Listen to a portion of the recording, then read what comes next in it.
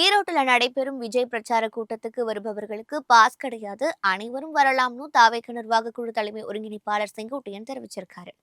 கரூர் கூட்ட நெரிசல் சம்பவத்துக்கு பிறகு ஈரோடு மாவட்டம் விஜயமங்கலம் சுங்கச்சாவடி அருகே சரளை என்ற இடத்துல தாவேக தலைவர் விஜய் பங்கேற்கும் பிரச்சார கூட்டம் டிசம்பர் 18ஆம் தேதி நடைபெற இருக்கு. இந்த நிலையில செய்தியாளர்களுக்கு பேட்டியளித்த செங்கோட்டையன், காவல்துறையினர் விதித்த நிபந்தனைகளை விட அதிகமான பாதுகாப்பு ஏற்பாடுகள் மேற்கொள்ளப்பட்டுள்ளன. 40 சிசிடிவி கேமராக்கள் பொருத்தப்பட்டுள்ளன.